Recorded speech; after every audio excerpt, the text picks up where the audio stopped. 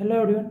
Today I am going to teach you the important topic of the chemical bonding, that is dipole moment. So आज का lecture हम start करते हैं। सबसे पहली बात आपको ये जानना है dipole moment होता क्या है। देखिए dipole moment क्या होता है ना, किसी भी एलिमेंट किसी मॉलिक्यूल का हम उसका पोलैरिटी जान सकते हैं, उस पर कौन सा चार्ज होता है, पॉजिटिव होता है कि नेगेटिव होता है, ये पोलैरिटी जानना होता है किसी मॉलिक्यूल का। और इसका फॉर्मूला होता है U = Q × T। हम डाइपोल मोमेंट को म्यू से रिप्रेजेंट करते हैं और इसका फॉर्मूला होता है चार्ज, क्योंकि यहाँ पे चार्ज है और यहाँ पे डी क्या है, डिस्टेंस है। अगर डाइपोल मोमेंट अगर म्यू जीरो है तो उसको नॉन पोलर कहेंगे। देखिए याद करने का तरीका है, नॉन जीरो डिजिट है तो नॉन पोलर। अगर डाइपोल मोमेंट अगर जीरो नहीं है उसको तो पोलर कहेंगे। और डाइपोल मोमेंट का यूनिट जो होता है डिवाई होता है, और एक डिवाई होता है 3 × 3 10⁻³ कूलम सेंटीमीटर होता है। और ये एक वेक्टर क्वांटिटी होता है और इसका डायरेक्शन हमेशा टुवर्ड्स मोर इलेक्ट्रोनेगेटिव आयंस होता है। तो देखिए कैसे, जैसे कोई मॉलिक्यूल दिया हुआ है HCl, तो यहाँ पे हम पता करेंगे यहाँ पे डाइपोल मोमेंट का डायरेक्शन क्या होगा। तो देखिए डाइपोल मोमेंट का डायरेक्शन जो होता है वो मोर इलेक्ट्रोनेगेटिव एलिमेंट्स की तरफ होता है। मतलब H और Cl में मोर इलेक्ट्रोनेगेटिव क्या है, यहाँ पे H और Cl में मोर इलेक्ट्रोनेगेटिव क्लोरीन होता है। तो डाइपोल मोमेंट का डायरेक्शन क्या होगा, ये हो जाएगा इस तरह का डायरेक्शन। मतलब डाइपोल मोमेंट का जो डायरेक्शन जो होगा वो मोर एन एलिमेंट की तरफ होगा। यहाँ पे Cl मोर इलेक्ट्रोनेगेटिव है हाइड्रोजन से, तो डायरेक्शन इसका क्लोरीन की तरफ होगा। और लोन पेयर डाइपोल मोमेंट जो होता है always away from central atom और मॉलिक्यूल। देखिए जैसे यहाँ पे कोई एटम दिया हुआ ए, इस पर लोन पेयर है, यहाँ पे 2 इसका लोन पेयर है, इधर 2 लोन पेयर है, तो डाइपोल मोमेंट का डायरेक्शन क्या होगा, अवे फ्रॉम सेंट्रल एटम। तो अवे फ्रॉम सेंट्रल एटम मतलब लोन पेयर के डायरेक्शन की तरफ होगा, मतलब सेंट्रल एटम से अवे होगा। ये है इसका तरीका। और देखिए आप चलिए हम अपना इंपॉर्टेंट टॉपिक पे जानते हैं, जहाँ से हम क्वेश्चन को तुरंत सॉल्व कर सकते हैं। मतलब ये पॉइंट जो देख रहे हैं ना आप, ये बहुत इंपॉर्टेंट है, यहीं से क्वेश्चन आप सारे क्वेश्चन बना सकते हैं। तो देखिए जब भी Ab2L0 से Ab7L0, देखिए ये सब मैं आपको पढ़ा चुका हूँ, मेरे लेक्चर को आप शुरू से देख सकते हैं, मतलब हाइब्रिडेशन निकालने का, उसमें आप आसानी से इसको समझ जाइएगा। तो देखिए Ab2L0 से Ab7L0 मतलब लोन पेयर जीरो होगा, तो वहाँ पे डाइपोल मोमेंट क्या होता है, मॉलिक्यूल का जीरो होता है, जीरो मतलब नॉन पोलर। और देखिए अगर लोन पेयर है किसी भी मॉलिक्यूल पे, उसका कुछ एक्सेप्शन होता है। Ab2L3 अगर लोन पेयर 3 है और Ab4L2 लोन पेयर 2 है। देखिए इसको कुछ नहीं करना, रॉकेट साइंस नहीं, यहाँ बस ये इसको आपको याद करना अच्छे से। वहाँ पे डाइपोल मोमेंट क्या हो जाएगा, जीरो हो जाएगा। देखिए इतना इंपॉर्टेंट नहीं है ये, मतलब क्वेश्चन इसमें शायद इससे ना आने का चांस है, मोस्टली यहीं से आता है क्वेश्चन। देखिए लेकिन ये केस लगाने के लिए क्या होगा ना, सराउंडिंग एटम जो होता है वो हमेशा सेम होना चाहिए, सराउंडिंग एटम मस्ट भी सेम होना चाहिए। और ये हम ट्रिक लगा रहे हैं। तो से क्वेश्चन देखिए यहाँ पे CH इसका हाइब्रिडेशन क्या है, Ab4L0 होता है। Ab4L0 है तो लोन पेयर यहाँ पे क्या जीरो है, मतलब Ab2L0 से लेके Ab7L0 तक डाइपोल मोमेंट क्या होता है, जीरो होता है। तो नॉन पोलर ये होना चाहिए, बट यहाँ पे नहीं होगा। क्यों नहीं होगा, क्योंकि मैंने आपको बताया सराउंडिंग एटम शुड मस्ट भी सेम, मतलब सराउंडिंग एटम सेम होना चाहिए। लेकिन बट यहाँ इस केस में क्या है, सराउंडिंग एटम हाइड्रोजन भी है, यहाँ पे क्लोरीन भी है, तो ये यहाँ पे डाइपोल मोमेंट जीरो नहीं होगा, dipole moment not equal to zero होगा। मतलब ये पोलर मॉलिक्यूल है, ये नॉन पोलर नहीं है, बस यही है। मतलब सराउंडिंग एटम सेम होना चाहिए। इस केस में देख लीजिए अमोनिया का हाइब्रिडेशन क्या होता है, 5 तो Ab3L1। देखिए इस फॉर्मूला में कहीं आ रहा है, देखिए Ab2L0 से लेके Ab7L0 और एक्सेप्शन में Ab2L3 से लेके Ab2L3 और Ab4L2 के अलावा जो भी मॉलिक्यूल आएंगे वो हमेशा पोलर होगा। पोलर होगा मतलब dipole moment is not equal to zero होगा। जैसे इस केस में देख लीजिए Ab3L1 इस फॉर्मूला में फिट हो रहा है, नहीं हो रहा है, यहाँ पे लोन पेयर एक आ रहा है ना, हाँ, तो डाइपोल मोमेंट क्या होगा, यहाँ पे जीरो होगा, मतलब नॉट इक्वल टू जीरो होगा। नॉट इक्वल टू जीरो है तो यहाँ पे क्या है, ये नॉन पोलर मॉलिक्यूल है। अब इस देखिए इसके केस में सराउंडिंग एटम क्या है, सेम है ना, हाइड्रोजन है ना, तो ये टिक लग जाएगा यहाँ पे। से NF3 के केस में देख लीजिए, इसका भी हाइब्रिडेशन है Ab3L1 है, यहाँ भी डाइपोल मोमेंट क्या है, नॉट जीरो है, तो नॉन पोलर मॉलिक्यूल है। देख सकते हैं आप आराम से। मतलब देखिए आपको ये देखना है Ab2L0 से Ab7L0 जितना भी मॉलिक्यूल आएंगे तो उसका डेवलपमेंट जीरो होगा, वो नॉन पोलर होगा, नॉन पोलर होगा। और बाकी जो भी मॉलिक्यूल आएगा मतलब Ab2L1 Ab3L2 तो उसका development not equal to zero होगा, मतलब वो पोलर मॉलिक्यूल है। बस यही केस है और कुछ नहीं है। ऐसे क्वेश्चन नीट में आता है जो कि मोस्ट इंपॉर्टेंट केस, मतलब एक क्वेश्चन हमेशा नीट में पूछा जाता है NH3 और NF3 के केस में दोनों में से डेवलपमेंट किसका ज़्यादा है। देखिए दोनों का डेवलपमेंट जीरो होता है, दोनों का डेवलपमेंट जीरो होता है। आप तो आप कैसे पता करिएगा किसका ज़्यादा है और किसका कम है। तो इसके लिए हम पहले स्ट्रक्चर ड्रॉ करते हैं इसका। तो नाइट्रोजन है यहाँ पे, ये 3 हाइड्रोजन है, hydrogen hydrogen hydrogen.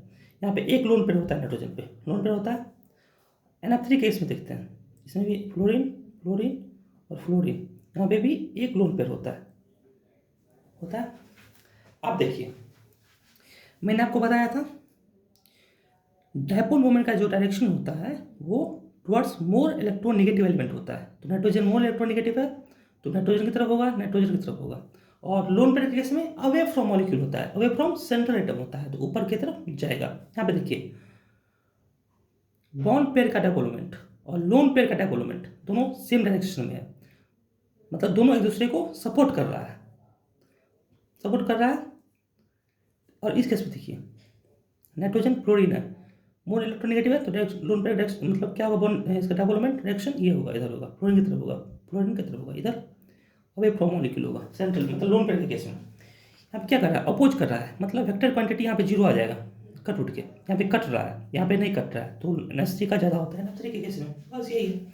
Same case आप वाटर OF2 के केस में देख सकते हैं, तो वाटर का हमेशा ज़्यादा होता है OF2 से। यहाँ देख लीजिए, जैसे ऑक्सीजन है, हाइड्रोजन हाइड्रोजन लोन पेयर दो लोन पेयर होता है। इस केस में देख लीजिए फ्लोरीन फ्लोरीन और यहाँ पे लोन पेयर। देखिए ऑक्सीजन मोल इलेक्ट्रोनेगेटिव है हाइड्रोजन से, तो डायरेक्शन ये होगा लोन डेवलपमेंट का। लोन पेयर केस में अवे फ्रॉम मॉलिक्यूल मतलब एक केस में सपोर्ट कर रहा है, मतलब बॉन्ड पेयर का डेवलपमेंट और लोन पेयर का डेवलपमेंट एक दूसरे को सपोर्ट कर रहा है, तो डेवलपमेंट बढ़ रहा है। तो वाटर का ज़्यादा होगा OF2 केस में, बस और कुछ नहीं है। चलिए हम आगे बढ़ते हैं। अब चलिए हम क्वेश्चन करते हैं फटाफट। जैसे CO2 SO2 में केस पूछेगा डेवलपमेंट किसका ज़्यादा है, तो देखिए CO2 का क्या होगा एवरेशन, चलो Ab2L0। SO2 केस में सल्फर कितना होता है, 6 होता है, 6 4। इसका Ab2L1 L1 है, इसका इस केस में डेवलपमेंट क्या है, जीरो है, इस केस में development not equal to zero है। तो SO2 का ज़्यादा होगा CO2 से, मैंने आपको पहले ही बता चुका हूँ। जैसे XeF4 और XeF2 से केस में देख लीजिए, जेन का कितना होता है 8 हो, 8 में स्टार क्या 4 में 2, Ab4L2। इस केस में जेन का 8 2 6 Ab2L3। देखिए मैंने आपको बताया था एक्सेप्शन केस है, ये देख रहे हैं एक्सेप्शन में आ जाता है Ab4L2 और Ab2L3। तो क्या है डेवलपमेंट दोनों क्या है, इस केस में क्या है डेवलपमेंट, इस केस में डेवलपमेंट क्या आ रहा है, जीरो आ रहा है। तो दोनों का डेवलपमेंट क्या है, जीरो है, इसका भी डेवलपमेंट क्या है जीरो है, मतलब दोनों सेम है। बस जैसे BCl3 और ClF3 के केस में देख लीजिए, बोन का कितना होता है, इसका एब्रेशन Ab3L0। क्लोरीन केस में कुल कितना 7 होगा, 7 में से 3 ये 4 में 2 Ab3L2। इस केस में डेवलपमेंट क्या है, जीरो है, डेवलपमेंट जीरो, इस केस में development not equal to zero. मैंने आपको बताया था Ab2L0 से लेके Ab7 Ab7L0 तक डेवलपमेंट क्या होता है, जीरो होता है। मतलब देखिए Ab3L0 है, डेवलपमेंट जीरो। इस केस में लोन पेयर कितना आ रहा है, 2 आ रहा है ना, मतलब ये मैंने ऑलरेडी बता चुका हूँ यहाँ पे। ये एक्सेप्शन ये देख लीजिए, मतलब इसको अगर आप याद कर लेते हो आप किसी भी क्वेश्चन को आराम से उड़ा सकते हैं, ऐसा कुछ नहीं है। इस केस में डबल एलिमेंट क्या है, नॉट जीरो है। दोनों में से किसका डबल एलिमेंट ज़्यादा होगा, इसका होगा। उसी तरह देख लीजिए, चलिए ये क्वेश्चन आप करके देखिएगा। अब मिथेन से देखते हैं। कारण का इसका एवरेशन AB4L0, इसका भी AB4L0, बट इस केस में डायपोल मोमेंट क्या है, जीरो है, क्योंकि सराउंडिंग एटम यहाँ पे सेम है। बट इस केस में डायपोल मोमेंट जीरो नहीं है, क्योंकि यहाँ पे सराउंडिंग एटम सेम नहीं है।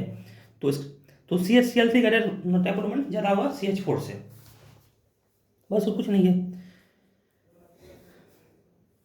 अब इस केस में देख लीजिए, CCl4 AB4L0, इस केस में AB4L0, इस केस में AB4L0 ही है। बट इस केस में सराउंडिंग एटम सेम है तो डायपोल मोमेंट जीरो है। इस केस में सराउंडिंग एटम सेम नहीं है तो dipole moment not equal to zero है। तो CH3 का ज़्यादा होगा CCl4 से, कुछ नहीं है। अब देखिए कुछ स्पेशल केसेस हैं, ये फैक्ट है, इसको आपको याद करना और कुछ नहीं करना, कुछ समझना नहीं है। यहाँ पे मैं इसका ट्रिक बता देता हूँ कैसे आपको इसको याद करना है। देखिए इस केस में हम वैसे आपको ये मॉलिक्यूल दे देगा, उसे पूछेगा डायपोल मोमेंट इसमें किसका ज़्यादा है किसका कम है, मैं सीक्वेंस में अरेंज करने के लिए दे देगा, फिर कैसे आप सॉल्व कीजिएगा इसको। तो इसका तरीका है, देखिए इसमें आप बेस्ड